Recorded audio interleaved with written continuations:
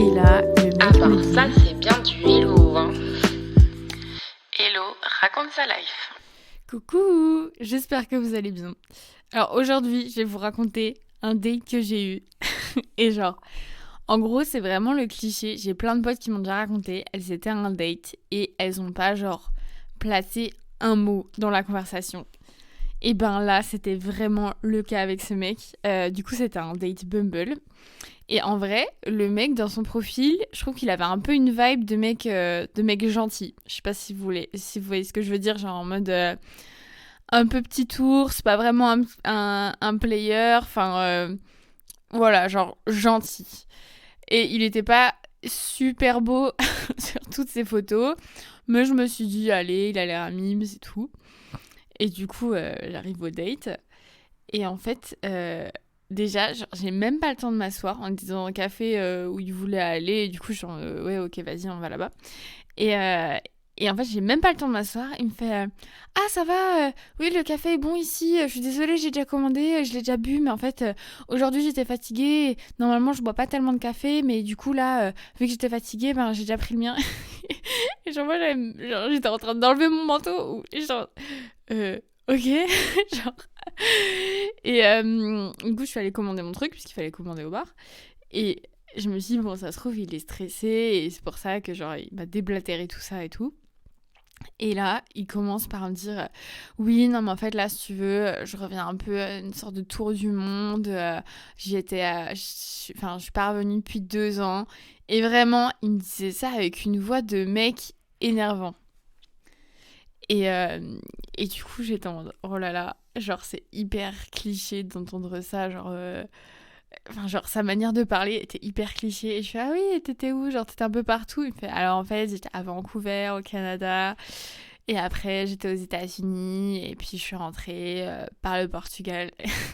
Et du coup, alors, je vais pas dire tout pourri ton tour du monde. Mais, enfin, genre, pour moi, c'est pas vraiment un tour du monde. Mais j'ai pas, genre, sa manière de parler, c'était hyper exagéré. Et il m'a sorti, mais genre, tellement de phrases clichés que je vais essayer de me souvenir pour vous. Mais franchement, des moments, j'avais envie de rigoler. Et genre, non, j'avais envie de prendre des notes, vraiment, pour pouvoir en faire un podcast. Donc, merci à lui. Et alors, déjà, le mec ne m'a pas posé vraiment une seule question pendant la première heure. Et j'étais en oh là là, mais combien de temps je vais rester? Et genre, j'arrivais pas trop. Enfin, je me disais, est-ce que genre, je me casse? Je lui dis, genre, j'en ai marre. Mais en même temps, je suis trop timide pour faire ça. Et à la fin, c'est que à la fin, il m'a demandé, ah, d'ailleurs, t'habites où dans la ville?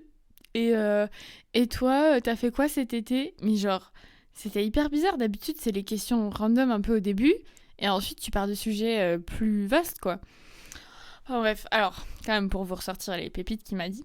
Il m'a fait, oui, du coup, j'ai 25 ans, mais je me sens beaucoup plus jeune, en fait, parce que ben, en vrai, depuis que je suis partie, rien n'avait vraiment changé et j'ai retrouvé mes amis et c'est tellement beau de pouvoir les revoir et de partager des choses avec eux. Je tente. Oui. Et il me fait, et toi, t'as quel âge? Je dis, bah, j'ai 25, bientôt 26. Il fait, ah oui, tu te sens comment? Donc là, je suis en mode, oh, il m'a posé une question. Et je lui fais, bah, en vrai, j'avais pas pensé au fait que j'allais bientôt avoir 26 ans, mais bon, ça va, c'est comme ça. Il me fait quoi? Il fait, bon, de toute façon, là, c'est juste qu'un chiffre. Hein. Ce qui est important, c'est ce qu'on en fait. Oh mais quelle blague! Qui dit ça? Après, il m'a dit quoi aussi? Il m'a dit oui, j'étais en France et là, dans un petit village, je me suis dit, ben finalement, c'est tellement bien aussi d'habiter dans un village, d'être tranquille. Et j'ai rencontré des gens qui profitent tellement de l'instant présent, alors que dans nos sociétés, les gens ils vont aux toilettes, ils ont encore besoin de leur portable et de quelque chose pour les distraire. Et eux, ils vivaient le moment présent et c'était si incroyable. Et j'étais en mode, oui. Et genre, je sais pas, c'était hyper cliché sa manière de le dire. Il m'a aussi raconté, genre, au bout de, je sais pas, 5 minutes, qu'il avait couru un marathon et du coup je suis en ah cool, t'en as couru d'autres? Je fais oh tu sais 7, 8, je sais même plus. Et puis en fait je fais beaucoup de volets et puis ben l'équipe m'a un peu embarquée et on est comme une famille Et c'est un vrai moment de partage. Et pour moi, un marathon, c'est la célébration du sport et de l'effort. Et c'est vraiment une sorte de fête pour moi. C'est fêter tous ces efforts intenses qui sont passés avant. Et c'était trop marrant. Enfin, genre, c'est mignon ce qu'il dit. Mais c'était dit de manière tellement cliché. Oh là là, c'était... Mais j'en pouvais plus. Fait, moi, les meilleures journées, c'est celles où je fais tellement de sport et qu'après à la maison, je suis tellement fatiguée que je me prends un kebab et que je vais dormir. Et j'étais en mode, d'accord. Voilà. Et après, il m'a sorti quoi aussi? Fait oui, j'ai eu de la chance parce que... Et vraiment ça, il me l'a dit, mais après peu de temps. Hein.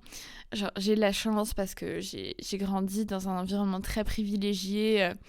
J'ai jamais eu à me soucier de l'argent et mes parents m'ont jamais mis de pression pour travailler ou pour faire quoi que ce soit. Et j'ai vraiment beaucoup de chance pour ça. Et j'ai appris la reconnaissance aussi pendant mes voyages. En rencontrant des gens, je me suis dit, ah oui, c'est important d'être reconnaissant. Et vraiment, il me sortait mais, des trucs comme ça, genre banalité après banalité, genre à la suite, et sans me poser une seule question. Qu'est-ce qui m'a sorti aussi? Oui, pour moi, la musique et le sport, c'est vraiment ma vie. C'est tellement important pour moi. Je pourrais pas m'en séparer. Et c'est ce qui me fait vibrer. Et c'est tellement beau de pouvoir vivre de sa passion. Et la musique, mais c'est tellement important. Et ça me fait vibrer. Et oh, bref, voilà. Et du coup, il me sortait que des trucs comme ça. Et vraiment, c'est que à la fin où j'ai pu caler des phrases, quoi. Parce que vraiment, au début, j'étais muette. Genre, je regardais, je hochais la tête et genre... ah oui, Voilà, du coup, genre, je me suis un peu trompée de mon analyse de son petit profil Bumble. Même s'il y avait écrit qu'il cherchait quelque chose de casual. Donc, voilà, ça aurait pu me mettre la puce à l'oreille, mais non, vraiment pas. Et puis, ah oui, il m'a aussi dit oh là là, oui, qu'il habitait en coloc avec son cousin. Et je lui ai dit, ah oui, bah c'est cool parce qu'en ce moment, c'est un peu galère en plus de trouver une coloc parce que donc il y a plein d'étudiants qui cherchent et voilà, il y a pas non plus un nombre illimité de chambres de coloc. Il me fait, oui, mais j'aime les défis, moi j'aime beaucoup vivre pour les défis. Ah ouais, pas super. Voilà. Bref, et du coup, à un moment, je me suis dit, bon, allez, je reste au moins 1 heure, parce que genre, moins, c'est quand même pas beaucoup. Et après, je me casse, juste, genre, j'en ai marre, en fait. Genre, c'est cool qu'il me donne autant de manières à me moquer de lui, et j'en suis désolée. Mais enfin, franchement, c'est mal poli, je trouve, d'avoir un date et de poser aucune question. Franchement, ça se fait pas, je trouve. Et voilà, et en fait la dernière demi-heure, il m'a posé des questions et du coup je me suis dit, ah bah tout d'un coup c'est plus intéressant, j'ai pas l'impression d'être dans un amphithéâtre et d'écouter un prof, surtout que c'était marrant, hein, mais voilà. Et après j'étais en mode, ouais désolée, je suis fatiguée, je vais rentrer. Il m'a dit, ah t'inquiète, pas de soucis. Sauf qu'après, il m'a envoyé un message pour me demander, pour me donner son numéro, que je n'avais toujours pas, et pour me dire, ah, je me suis sentie super bien avec toi, c'était vraiment cool, voilà mon numéro pour que ce soit plus facile. Parce qu'après, il m'avait aussi proposé d'aller à l'entraînement de volley avec lui. Je suis en, non, ça va, mais c'est gentil, merci. Et franchement, j'étais en grosse hésitation. Genre, juste, est-ce que je lui réponds pas? Mais enfin, du coup, c'est-à-dire que bah, je le ghost, quoi.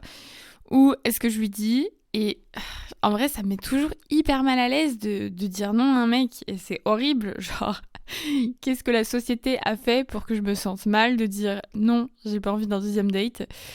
Et oui, parce que j'ai jamais vraiment appris à dire non. Et j'ai beaucoup de mal. Et genre, je me dis, ah, mais c'est méchant, le pauvre et tout.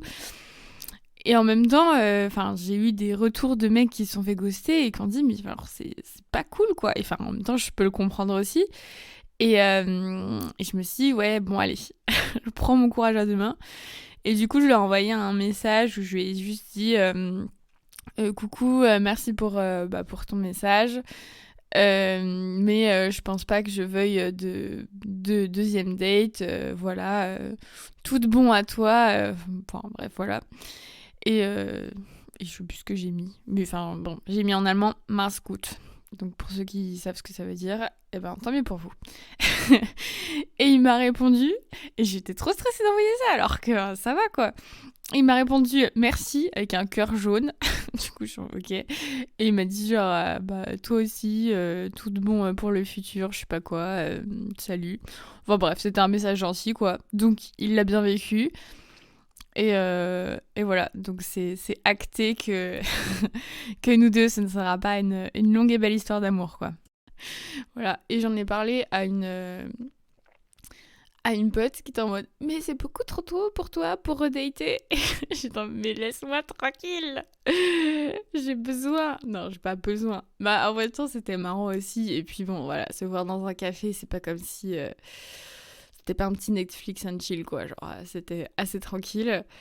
Et je fais ça juste pour le podcast en fait. C'était totalement professionnel. Voilà, ceci était une expérience voilà, pour avoir du contenu, pour vous divertir. J'espère que vous allez trouver ça aussi marrant. Donc, morale de l'histoire, si vous avez un date, mais même pas qu'un date en fait, c'est juste si vous êtes avec quelqu'un et que vous êtes la seule personne à parler, bon, à part si l'autre personne c'est votre psy, bah en vrai peut-être posez-vous les questions. Genre, est-ce que c'est ok pour l'autre personne? Est-ce que peut-être elle apprécierait aussi prendre la parole? Voilà, c'est un truc auquel il faut parfois faire attention.